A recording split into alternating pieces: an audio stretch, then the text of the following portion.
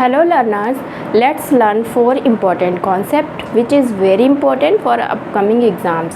कोई भी एग्ज़ाम आप देने जा रहे हैं तो उसमें ये जो 4 इम्पॉर्टेंट कॉन्सेप्ट मैंने लिखे हैं वो बहुत ही इम्पॉर्टेंट रहने वाले हैं।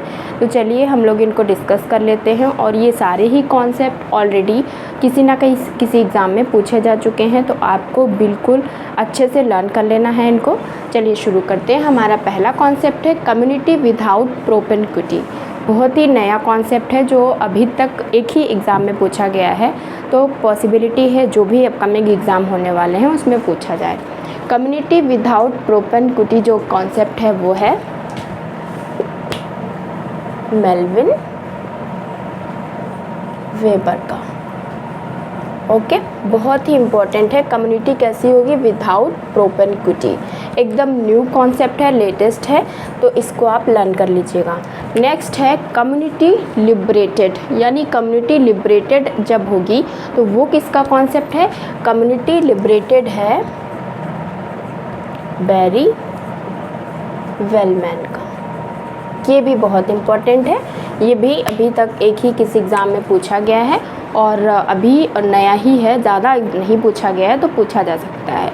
याद क्या करना है, अगर कम्युनिटी विदाउट प्रोपेनक्विटी होगी तो मेल्विन वेबर का हो जाएगा, और अगर कम्युनिटी लिबरेटेड है तो बैरी वेलमैन हो जाएगा। नेक्स्ट है इमेजिन कम्युनिटी। इमेजिन कम्युनिटी जो कॉन्सेप्ट है वो किसका है?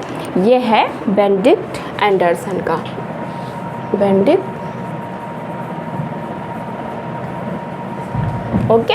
नेक्स्ट है वर्चुअल कम्युनिटी। तो ये तो आपको ऑलरेडी लर्न होगा बिकॉज हायर एजुकेशन में भी पूछा जा चुका है 50 वाले में, और यूजीसी नेट में भी ये पूछा जा चुका है। आई थिंक 2019 में वर्चुअल कम्युनिटी पूछा गया है, उसमें 19 में शायद यूजीसी नेट में आया हुआ है, ये तो कंफर्म है। तो वर्चुअल कम्युनिटी किसका है?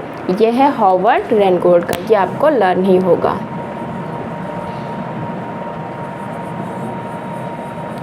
लर्न आपको क्या करना है? आपको लर्न करना है कम्युनिटी विदाउट प्रोपेनक्विटी होगी तो हो जाएगा वेबर, कम्युनिटी लिबरेटेड होगा तो वेलमैन हो जाएगा, और इमेजिन्ड कम्युनिटी तो बेनेडिक्ट एंडरसन हो जाएगा।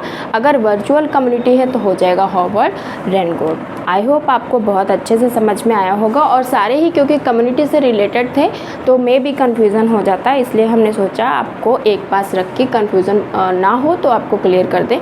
एंड आई होप आपको बहुत अच्छे से समझ में आ गया होगा, तो इसे लर्न कर लीजिएगा। Thank you for watching the video.